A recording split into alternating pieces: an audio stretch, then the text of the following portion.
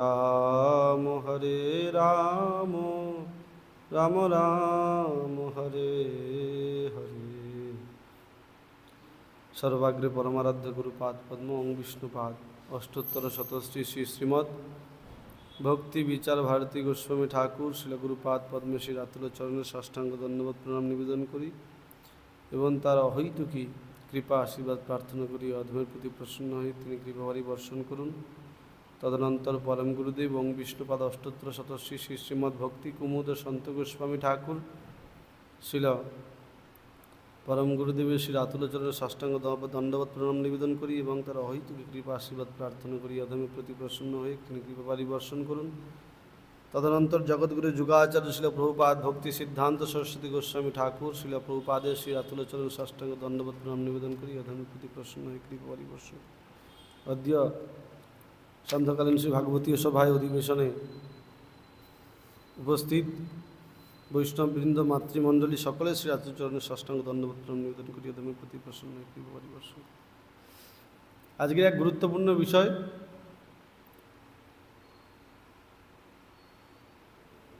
আজকের রামানন্দ রায়, যিনি মহাপ্রভুর অত্যন্ত প্রিয় পার্শ্বদের মধ্যে একজন, তাঁর আজকের অধিবাস তিথি তিরোভাবের, আগামীকাল তিরোভাব তিথি। তিনি বহু প্রশ্ন করেছিলেন, বিদ্যা কি, দুঃখ কি, নানা রকম প্রশ্ন তিনি করেছিলেন। কীর্তি কি, যেমন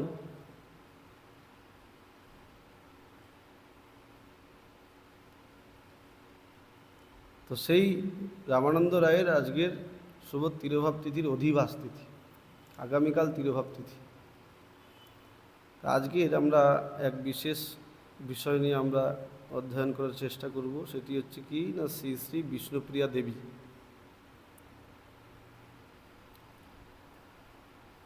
একসময় ছিল পরম গুরুদেব ভক্তিকুমুদ সন্ত গোস্বামী ঠাকুরকে জিজ্ঞেস করেছিলেন, মহারাজ,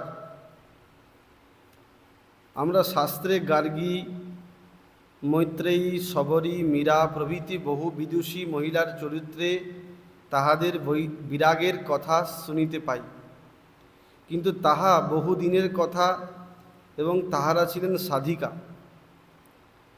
পুণ্যবস্তু শ্রী গৌরসুন্দর যাহার নিত্য সম্পদ, সেই লক্ষ্মী স্বরূপিণী গৌরশক্তি বিষ্ণুপ্রিয়া দেবীর পক্ষে কঠোর বৈরাগ্য আচরণের কোনো প্রয়োজন ছিল না।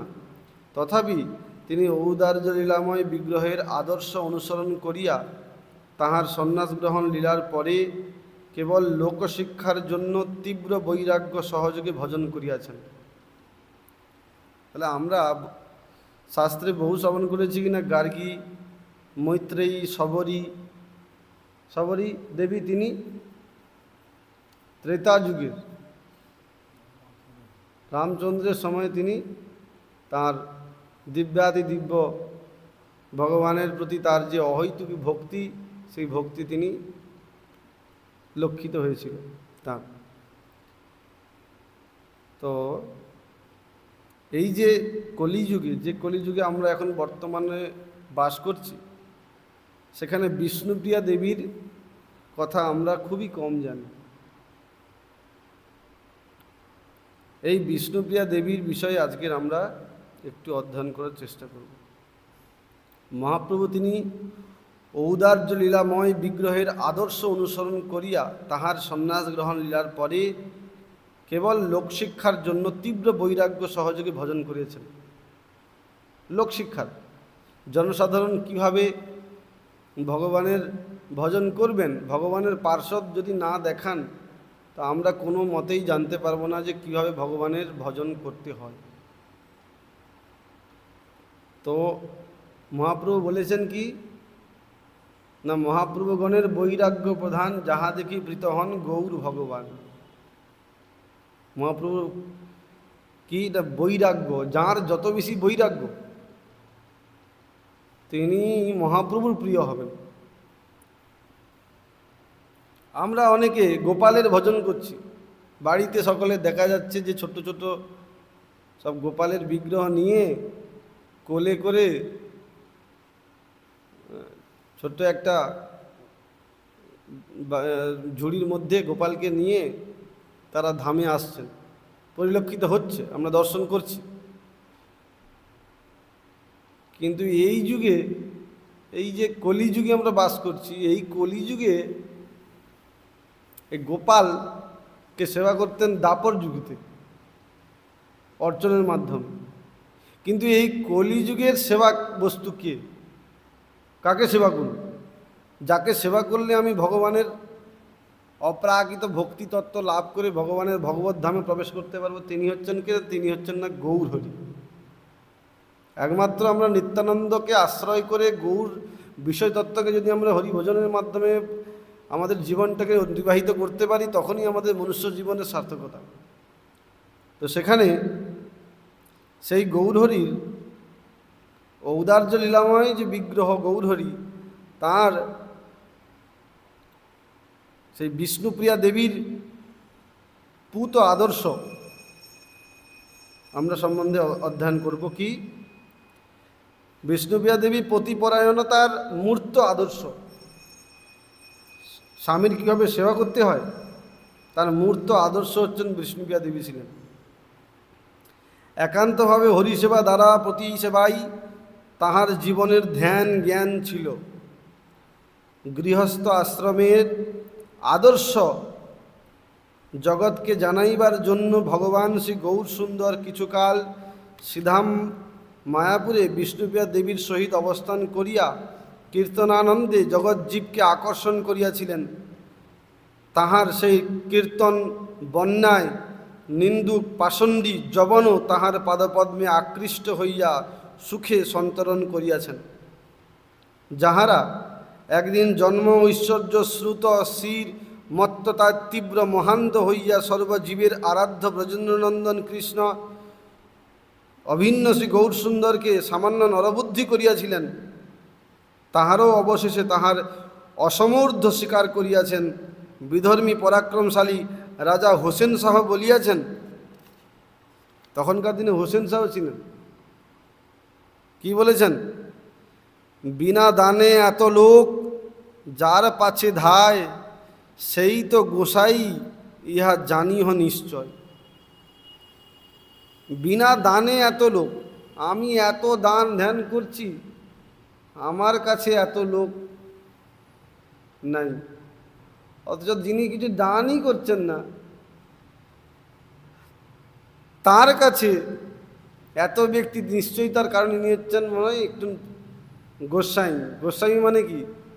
গোস্বামী মানে যিনি নিজের সমস্ত ইন্দ্রিয়কে বশীভূত করে নিয়েছেন, তিনি হচ্ছেন গোস্বামী। গো মানে ইন্দ্রিয়, আর স্বামী মানে ইন্দ্রিয়ের যিনি স্বামী, যিনি তার সমস্ত ইন্দ্রিয়কে। বলছেন প্রভুপাদ কি বলেছেন না, এই ছয় বেগ যার সদা বসে রয়, সেজন গোস্বামী করে পৃথিবী বিজয়। পৃথিবীকেও পর্যন্ত তিনি জয়লাভ করতে পারেন। পৃথিবীর সমস্ত জাতি বর্ণ নির্বিশেষে সকলকে হরিনামে উদ্বুদ্ধ করে ভগবানের অপ্রাকৃত ধামে তাকে তাদের সকলকে আকর্ষণ করে টেনে নিয়ে আসেন। তো তিনি হচ্ছেন গোস্বামী। আজকে ছিল প্রভুপাদের সমস্ত শিষ্যবর্গরা, তারা এক এক দিব্যাতি দিব্য সব গোস্বামীবর্গ, তারা দেশ বিদেশ পাশ্চাত্য দেশেও পাড়ি দিয়ে ভগবানের অপ্রাকৃত ধর্মের পতাকা তাদের দেশে উত্তোলিত করে দিয়েছেন। তো সেখানে হোসেন শাহ কি বলছেন? বিনা দানে এত লোক যার পাছে ধায়, সেই তো গোস্বাই ইহা জানিও নিশ্চয়। তো ইহার ভগবত্তাকে প্রচার করিতে হয় নাই, তাহার ঐশ্বরিক শক্তি তাহাকে প্রকাশ করিয়াছিল। যে সকল অতিশয় দুর্ভাগা তাহার তত্ত্ব অবগত না হইয়া তাহাকে প্রাকৃত নরজ্ঞানে তাহার চরণে অপরাধ করিতেছিলেন, তাহাদিগকে সেই অপরাধ হইতে মুক্ত করিবার জন্য এবং ত্যাগীকুলের আদর্শ প্রচারকল্পে মহাপ্রভুর সন্ন্যাস গ্রহণ লীলা। তো দেখছেন যে অনেকে মহাপ্রভুকে সাধারণ মানুষ বলে ভাবছেন। তো ভগবান মহাপ্রভু তিনি কি চিন্তা ভাবনা করলেন যে আরে বাবা, এরা আমার চরণে অপরাধ করছে, সাধারণ প্রাকৃত জ্ঞান বুদ্ধি করছে, তো যদি আমি সন্ন্যাস গ্রহণ করি তাহলে নিশ্চয়ই সন্ন্যাসী দেখে তাহলে অবশ্যই আমাকে একবার প্রণাম করবে, তাহলে প্রণাম করলেই এর সমস্ত পাপ খণ্ডন হয়ে যাবে। তবে দেখি প্রভু কহিলা সন্ন্যাস, তো সেইটা দেখে তিনি চিন্তা ভাবনা করে সন্ন্যাস গ্রহণ করলেন। মহাপ্রভু টোটাল দেখা যাচ্ছে শাস্ত্রে যে 48 বছর তিনি লীলা করেছিলেন। 24 বছর গৃহস্থ আশ্রমে ছিলেন আর 24 বছর তিনি সন্ন্যাস লীলা গ্রহণ করেছিলেন। তিনি প্রকৃত গৃহস্থ। এই গৃহস্থ এবং গৃহমেধি দুটো তফাৎ আছে। একটা দেখা যাচ্ছে শাস্ত্রে বলছেন যে যদি আমার 100 বছর এই কলিযুগের আয়ু দেওয়া থাকে, তাহলে আমি যদি 50 বছর যদি আমার বয়স হয়ে যায়, তাহলে আমাকে সংসার থেকে আমাকে বেরিয়ে চলে আসতে হবে হরিভজনের দিকে।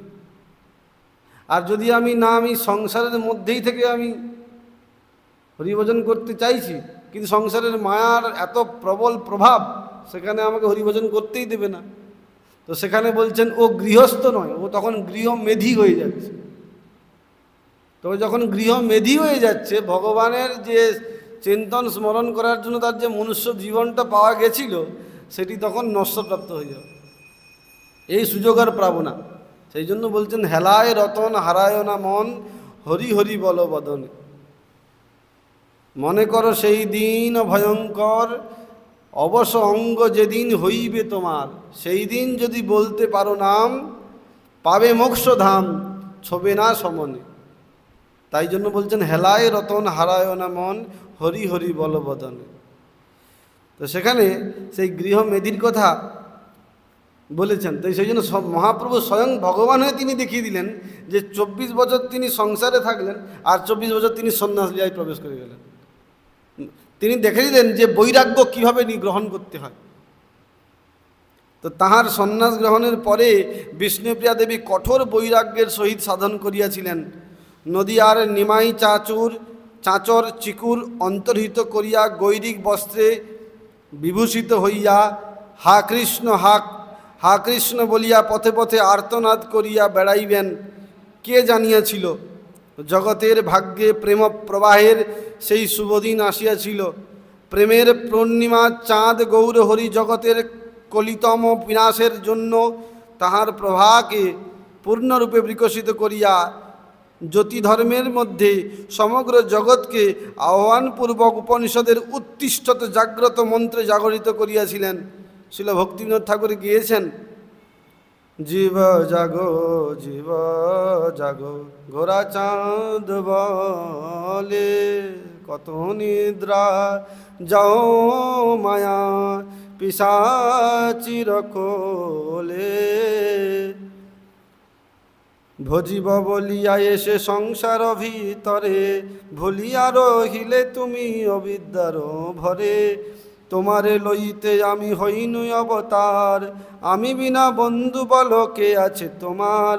এনেছি ঔষধি মায়া নাশিবার লাগি, হরিনাম মহামন্ত্র লও তুমি মাগি। ভকতি বিনোদ প্রভু চরণে পড়িয়া, হরিনাম মহামন্ত্র লইল মাগিয়া।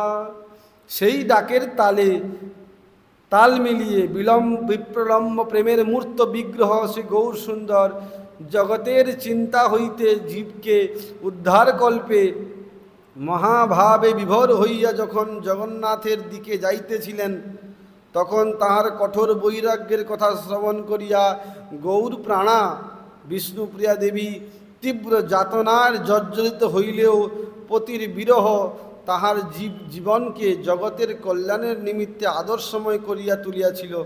তিনি সর্বহারা হইয়া ও পতির অবদানের সহায়ক সূত্রে জগৎকে প্রেমশিক্ষা প্রদানের জন্য সর্বতোভাবে নিজেকে প্রস্তুত করিয়াছিলেন। একদিকে শ্রীমন মহাপ্রভু তিনি নীলাচলের পুরী ধামের জগন্নাথের দিকে তীব্র গতিবেগে দৌড়িয়ে যাচ্ছেন, আর অপরদিকে কি সেই বিরহজনিত প্রেমের পাগলিনী হয়ে সে বিষ্ণুপ্রিয়া দেবী তিনি জর্জরিত হয়েছিলেন, হয়ে গিয়ে তিনি সর্বহারা হয়ে পতির অবদানের সহায়ক পুত্র জগৎকে প্রেম শিক্ষা দান করবার জন্য তিনি নিজেকে প্রস্তুত করছিলেন।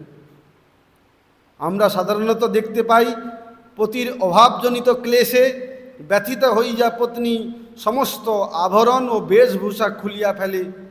শ্রীমতী বিষ্ণুপ্রিয়া দেবীও সেই প্রকার আজ সন্ন্যাস বেশে ভূষিত সে গৌরসুন্দরের মর্যাদা জগৎকে প্রদর্শনের জন্য তাহার আদর্শের অনুসরণে বেশভূষা পরিত্যাগ করিলেন। বৈরাগ্যের বেশে সে গৌরসুন্দরের প্রচালিত শ্রী নাম সংকীর্তনের আত্মোৎসর্গ করিলেন। তিনি সকাল হইতে সন্ধ্যা পর্যন্ত শ্রী হরিনাম গ্রহণ করিতেন। সংখ্যা স্বরূপে একটি করিয়া তণ্ডুল রাখিয়া দিবাবসানে সেই তণ্ডুল সমূহ রন্ধনপূর্বক সে গৌরসুন্দরকে নিবেদন করিয়া সেই প্রসাদ দ্বারা জীবন ধারণ করিতেন। তণ্ডুল মানে হচ্ছে চাল। একটা করে হরিনাম করতেন আর একটা করে চাল তিনি রাখতেন। আবার হরিনাম করতেন, হরে কৃষ্ণ কৃষ্ণ কৃষ্ণ হরে হরে, হরে রাম রাম রাম হরে হরে। আবার একটা চালের নিচে রাখতেন, হরে কৃষ্ণ কৃষ্ণ কৃষ্ণ হরে হরে, হরে রাম রাম রাম হরে হরে। সেইটি আবার রাখতেন। তো এইভাবে যতটুকু চাল সারাদিনে তিনি সঞ্চয় করতেন হরিনামের মাধ্যমে, সেই চালটি তিনি ভোগ দিতেন ভগবানকে। আর স্বয়ং মহাপ্রভু তিনি এসে সেই অন্ন প্রাণ ভরে গ্রহণ করতেন, যে এই আমার বিষ্ণুপ্রিয়া দেবী এত মধুরভাবে তিনি রন্ধন করেছেন, তাই না? তো সেখানে প্রভুর বিচ্ছেদে নিদ্রা ত্যাজিল নেত্রেতে, প্রভুর বিচ্ছেদে তার চোখ থেকে নিদ্রা চলে গেল। প্রভুর বিচ্ছেদে নিদ্রা ত্যাজিল নেত্রেতে, কদাচিৎ নিদ্রা হইলে শয়ন ভূমিতে। তিনি ভূমিতে শয়ন করতেন। মহাপ্রভু যখন তিনি চলে গেলেন তখন তিনি ভূমিতে শয়ন করা আরম্ভ করে দিয়েছিলেন। কনক জিনিয়া অঙ্গে সে অতি মলিন, কৃষ্ণ চতুর্দর্শীয় প্রায় শরীর ক্ষীণ। তিনি কি না, তিনি তার অঙ্গেতে তার সেই ধুলোবালি কি লেগে কি বস্ত্র মলিন হয়ে গেছিল, আর তিনি কৃষ্ণ চিন্তায় বিভবিত হয়ে গেছিলেন। হরিনাম সংখ্যা পূর্ণ তণ্ডুলে করয়, সে তণ্ডুল পাক করি প্রভুকে অর্পয়। তিনি যা সেই চালগুলো সংগ্রহ করতেন হরিনামের মাধ্যমে, সেগুলোই ভগবানকে ভোগ লাগাতেন। তাহারই কিঞ্চিত মাত্র করে ভক্ষণ। সেই হরিনামের যতটুকুই তিনি ভগবানকে ভোগ লাগাতেন তার সামান্য একটু ভক্ষণ করতেন। কেহ না জানে কেনে রাখো এ জীবন। হ্যাঁ, কেউ জানতো, ভক্তিরত্নাকরের গ্রন্থেতে এটি বর্ণিত আছে। প্রেমভোগ। তাহলে এই যে বিষ্ণুপ্রিয়া দেবীর কঠোর বৈরাগ্য, প্রেমভক্তি স্বরূপিণী শ্রীমতী বিষ্ণুপ্রিয়া দেবীর বৈরাগ্যের পরাকাষ্ঠা কেবল আমাদের ভোগন্মত্ততাকে দূর করিয়া নামন্মত্ততার আদর্শ দেখাইবার জন্য।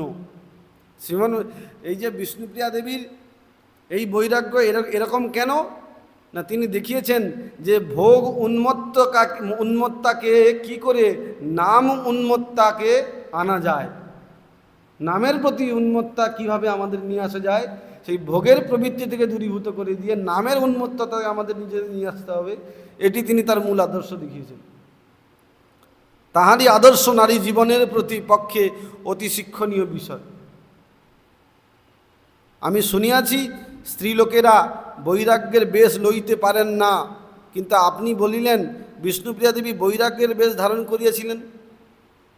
তখন আমার পরম গুরুদেব ভক্তিকুমার সন্ত গোস্বামী ঠাকুর বলেছেন, বৈরাগ্যের বেশ বলিতে আমি বিলাসহীন বেশভূষাকে লক্ষ্য করিয়াছি। তাই বলিয়া তিনি শাখা সিঁদুর পরিত্যাগ করিয়া গৈরিক বসন পরিধান করেন নাই।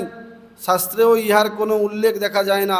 শ্রীমতী বিষ্ণুপ্রিয়া দেবীর উক্তি কি না, বৈরাগ্য তিনি কি স্বামী তো তিনি রয়েছেন, তিনি কিন্তু গৈরিক বসন ধারণ করেন। আজকাল বহু নারীকে দেখা যাচ্ছে, বহু মাকে দেখা যাচ্ছে তিনি গৈরিক বসন ধারণ করছেন, কিন্তু সেরকমভাবে তিনি বলছেন না।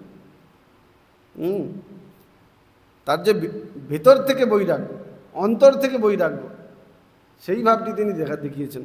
আর তিনি বিষ্ণুপ্রিয়া দেবীর উক্তি কি বলছেন? বিষ্ণুপ্রিয়া দেবী ভজ গৌরাঙ্গ কহ গৌরাঙ্গ লহ গৌরাঙ্গের নাম রে, যে জন গৌরাঙ্গ ভজে সে হয় আমার প্রাণ রে, ভজ গৌরাঙ্গ কহ গৌরাঙ্গ লহ গৌরাঙ্গের নাম রে। তো সম্ভোগময় লীলা বিগ্রহ শ্রীকৃষ্ণ চন্দ্রের লাদিনী শক্তি, বিশ্বভানুনন্দিনীর বিপ্রলম্ব প্রেমের মূর্ত বিগ্রহ, উদার্য লীলাময় শ্রী গৌর হরির ভূশক্তি, প্রেমাশ্রু কলেবর শ্রীমতী বিষ্ণুপ্রিয়া দেবী ভূশক্তি তিনি ছিলেন। দেবীর আদর্শ অনুসরণ করিলে শ্রী গৌরসুন্দরের প্রতি আমাদের আকর্ষণ আসিবে। তখন শ্রী গৌরসুন্দরের প্রচারিত কৃষ্ণ নাম আকৃষ্ট হইয়া জীবনকে ধন্য করিতে পারিব। শ্রী গৌরহরির গৃহস্থাশ্রমে অবস্থানকালে শ্রী বিষ্ণুপ্রিয়া দেবী তদীয় আদর্শ সহধর্মিণী রূপে গৃহের যাবতীয় কার্য সুষ্ঠুভাবে সম্পাদন, শ্রী ভগবানের বাৎসল্য রসের সেবিকা শুশ্রু মাতার শ্রী শচীদেবীর পরম যত্নের সহকারে শুশ্রূষা এবং স্বামীর শ্রী বিষ্ণু পূজার সামগ্রী সুবিন্যস্ত রাখিয়া শ্রী গৌরহরির প্রীতিবর্ধন করিয়াছেন। তাহার সন্নিগ্ধ ব্যবহারে সকলেই মুগ্ধ ছিলেন। স্বামী সর্বসাধারণের নিত্য কল্যাণ বিধানার্থ সন্ন্যাস গ্রহণ করিলে তিনি তাহাকে গৃহে ফিরাইয়া আনিবার কোনো অপচেষ্টা করেন নাই। যদিও তিনি স্বামী সন্ন্যাস গ্রহণ করিলে তিনি তাহাকে গৃহে ফিরাইয়া আনিবার কোনো চেষ্টা করেন নাই। আচ্ছা, স্বামী যদি হরিভজন করতে চায়, স্ত্রীরা বলে না না এখন করার দরকার নেই, কী হবে এখন করে। হ্যাঁ, আর যদি মঠ মন্দিরে একটু চলে যায় সঙ্গে সঙ্গে আবার ফোন, চলে এসো বাড়িতে, এখানে থাকার দরকার নেই, হরে কৃষ্ণ। তো সেখানে বলছেন যে বিষ্ণুপ্রিয়া দেবী কিন্তু একবারের জন্য অপচেষ্টা করেনি যে তুমি চলে যাচ্ছ, আমাকে ছেড়ে তুমি কেন চলে যাচ্ছ। যদিও তিনি তখনও যৌবনে পদার্পণ করিয়াছেন। সন্ন্যাস গ্রহণান্তে মহাপ্রভু শান্তিপুরে শ্রী অদ্বৈত আচার্য গৃহে আসিলে শ্রী মায়াপুরে তথা সমগ্র নবদ্বীপে জনগণ দলে দলে তাহাকে দর্শন করিতে তথায় গিয়াছেন। শচী মাতাও গিয়াছেন, কিন্তু বিষ্ণুপ্রিয়া দেবী যান নাই। গেলেই বিরহ উৎপন্ন হয়ে যাবে স্বামীর প্রতি, যাহাতে অপরে স্বামীর নিন্দা করিবে এই প্রকারের কার্য কি তিনি করিতে পারেন। তিনি এক বস্ত্রে অবস্থান করিয়া গৃহের কার্য, বৃদ্ধা শশু মাতার সেবা, শ্রী গৌরহরির মহিমা কীর্তন এবং তৎপ্রীতার্থে নিরন্তর শ্রীকৃষ্ণ কীর্তনে মগ্ন থাকিতেন। তিনি শ্রী গৌরহরির বিগ্রহ প্রস্তুত করিয়া তাহার পূজা করিয়াছেন। তাহার আদর্শ প্রত্যেক ভক্তিমতী মহিলার অবশ্যই অনুসরণীয়। তিনি মহাপ্রভুর একটা বিগ্রহ তৈরি করেছিলেন, আর সেই বিগ্রহকে তিনি সেবা করতেন। মহাপ্রভু এসেছিলেন শান্তিপুরে, শচীমাতা দর্শনে গেছিলেন, কিন্তু তিনি যাননি। হ্যাঁ, তিনি কেবলমাত্র কি না গৃহের কার্য, বাড়ির সমস্ত কার্য, শচীদেবীর সেবা এবং গৌরহরি মহিমা কীর্তন করা জগতের এবং হরিনাম, এই চারটে কাজ নিয়ে তিনি সবসময় থাকতেন। তো সেই আদর্শকে ভক্তিমতী মহিলা যারা রয়েছেন তাদের অবশ্যই করণীয়, তাদের সঙ্গে সেই আদর্শকে বিষ্ণুপ্রিয়া মাতা দেবীর সেই আদর্শকে অনুসরণ করা। তাকে অনুকরণ করতে পারবো না আমি। বিষ্ণুপ্রিয়া দেবী একটা চালকে তিনি রেখে হরিনাম করে তিনি রেখেছিলেন, তাই না? তা আমি কি করতে পারবো? আমি করতে পারবো না। আমার সেই রকম বৈরাগ্য নেই যে সেটাকে জগতের সামনে দেখাবো আমি দ্বিতীয় বিষ্ণুপ্রিয়া দেবী হয়ে গেছি, তাই কি না? তো সেই জন্য আমাদের চেষ্টা করতে হবে তাকে অনুসরণ করা। অনুসরণ মানে কি না, অনুসরণ আর অনুকরণ দুটো আলাদা জিনিস। যেমন শিব ঠাকুর তিনি ওই দেবাসুর সংগ্রামে যখন সমুদ্র মন্থন হয় তিনি বিষ পান করে নিয়েছিলেন। এখন আমরা যদি দেখি যে আমাদের এই সংসারের তপ্ত জীবনে আমরা থাকতে ভালো লাগছে না, আমি বিষ পান করে নেব, তাহলে কী হবে? হ্যাঁ, তিনি নীলকণ্ঠ হয়েছিলেন, তাহলে আমি কি নীলকণ্ঠ হতে পারবো? আমি কি হয়ে যাব? তখন ডেড বডি হয়ে যাব, মৃতদেহ হয়ে যাব। সেই জন্য তাকে অনুকরণ করা চলবে না, অনুসরণ করতে হবে। অনুসরণ মানে তিনি কি বলছেন, তিনি নিরন্তর হরিভজন করেন, তাহলে সেই হরিভজনে নিজের জীবনটাকে অতিবাহিত করতে হবে। বিষ্ণুপ্রিয়া দেবী তিনি বৈরাগ্যের সেই মূর্ত বিগ্রহ ছিলেন, তিনি দেখিয়ে গেলেন যে কীভাবে হরিভজনটা করা দরকার। গৃহস্থ জীবনে কীভাবে থাকা দরকার মহিলাদেরকে, তো তিনি তার সেই আদর্শকে আমাদের অনুসরণ করতে হবে। আমি সেই রকম না করে আমি প্রত্যহ আমি হরিনামটা জপ করি না। আমাকে গুরুদেব তিনি 16 মালা জপ করতে বলেছেন, সেই জপের প্রতি নিষ্ঠাটাই নেই। যখনই জপ করতে যাচ্ছি তখনই আমার যেন কত কাজ আমার মধ্যে এসে যাচ্ছে মাথার মধ্যে, যে আহা আমার ছেলেটাকে নিয়ে আসা হলো না, আমার মেয়েটাকে নিয়ে আসা হলো না, আমার স্বামী আসবে বাজার থেকে গেছে, সেখানে আমার তার জন্য সমস্ত খাবার উপকরণগুলো তৈরি করা হলো না, কত চিন্তা মাথায় কাজ প্রবেশ করে যায়। কিন্তু হরিনামে যখন করছি যে 16 মালা যে 2 ঘন্টা যে ভগবানের চরণে দেব, সেটাতেই আমাদের মন বসছে না। তো সেই জন্য আমার গুরুপাদ একটা কথা বলেন, হরিনাম লিয়া जिन्होंने जान लिया सकल शास्त्र का भेद, बिनु नाम नरक में मजे पढ़ पढ़ चारों वेद। যে হরিনাম গ্রহণ করে নিয়েছে, তিনি যদি জেনে যায় যে হরিনামটা এই কলিযুগের শ্রেষ্ঠ, তো তিনি হচ্ছে সমস্তাকে বেদ বেদ কিচ্ছু অধ্যয়ন করতে হবে না। ওই জন্য বলছেন, সংসার ভজিলি শ্রী গৌরাঙ্গ ভুলিলি, না শুনিলি সাধুর কথা, ও তোর ইহ পরকাল দুকাল খোয়ালি মন, খাইলি আপন মাথা। সংসারটা আমরা ভজন করছি, সাধুর কথা শোনার সময় নেই, আর গৌরাঙ্গ মহাপ্রভুকে ভুলে গেছি।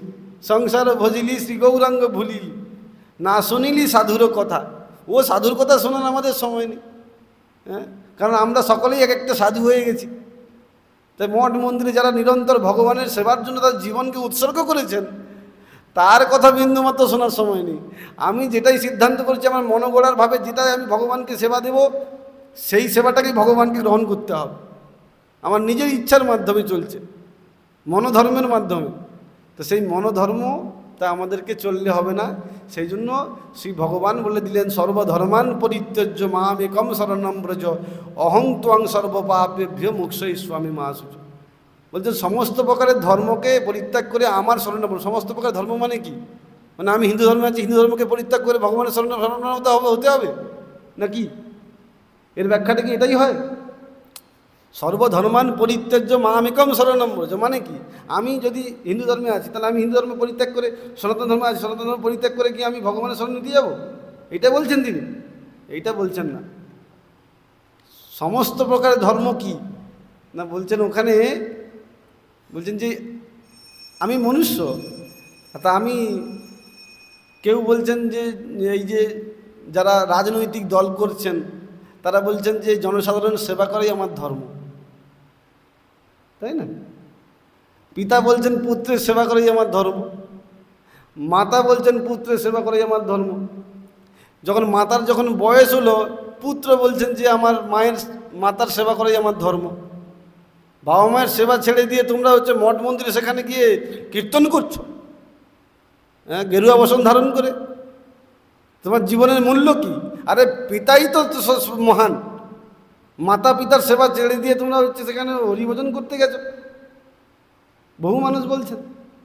তো সেখানে এই ধর্মগুলোর কথা বলেছেন, বলছেন এই সমস্ত ধর্মগুলোকে আমাকে নিমিত্ত করে যদি করো, যে হ্যাঁ বাবা মার সেবা করা দরকার ছিল, অবশ্যই দরকার, কারণ বাবা মা না থাকলে আমি জগতে আসতেই পারতাম না, তাই না? তো সেখানে বাবা মার সেবা করা অত্যন্ত দরকার, কিন্তু সেই সেবাটাকে পরিত্যাগ করে দিয়ে যখন আমি ভগবানের সেবা করতে চলে আসছি, ভগবান বলছেন যে তোমার ওই সেবাটাকেও আমি কিছু, ওই সেবাটার যে দোষ ত্রুটি হয়েছে সেটাও আমি মুক্ত করে দেব। এইটাই ভগবান বলেছেন, যে আমি সনাতন ধর্ম পরিত্যাগ করে চলে আসবো, ওইটা কথা বলছেন না। সনাতন ধর্মের মধ্যে থেকে ভগবানের নিত্য ভজনের মাধ্যমে নিজের জীবনটাকে উৎসর্গ করে দিয়ে যদি আমরা ভগবানের নিমিত্তে আমরা সেবা করতে পারি, তখনই আমাদের জীবনের সার্থকতা। তো সেখানে কত সুন্দর কথা বলেছেন তিনি, কি ভজ গৌরাঙ্গ কহ গৌরাঙ্গ লহ গৌরাঙ্গের নামরে, যে জন গৌরাঙ্গ ভজে সে হয় আমার প্রাণরে। তাহলে তো সেখানে সংক্ষেপে বিষ্ণুপ্রিয়া দেবী চরিত্রের মায়ের প্রশ্নানুসারে বলিলাম, জানি না তাহার উপকারে আসিবে কি না। আজ এইখানে সমাপ্ত করি। আমার পরম গুরুদেব তিনি একজনকে এরকমভাবে বলছেন, ভক্তিকুমুদ সন্ত গোস্বামী ঠাকুর যে যিনি বসে আছেন, ইনি একজনকে জিজ্ঞেস করছেন, যে তাকে জিজ্ঞেস করছেন যে বিষ্ণুপ্রিয়া দেবী কেমন ছিলেন, আপনি যদি একটু দয়া করে আমাকে বলেন। তখন তিনি তার ভজন জীবনের যে মুহূর্ত, সেই মুহূর্তের অভিজ্ঞতার উপর ভিত্তি করে তিনি তাকে এই সমস্তগুলো বলেছিলেন। তো সেখানে তিনি সকলে সন্তুষ্ট হইয়া মহারাজকে প্রণামপূর্বক বাসায় প্রত্যাবর্তন করিলেন। বিশ্রামকালে সদানন্দ নটবরের মাতাকে জিজ্ঞাসা করিলাম, মাসিমা কি কি প্রকার শুনিলেন? নটবরের মাতা উত্তর করিলেন, বাবা, স্ত্রী জাতির দুর্ভাগ্য কি প্রকার দেখো। তথাপি সাধু গুরু কৃপাই আমাদের সম্পদ। যাহা হোক, জীবনের অবশিষ্ট সময় যাহাতে নাম সংকীর্তনে কাটাইতে পারি, তজ্জন্যই চেষ্টা করিতে হইবে।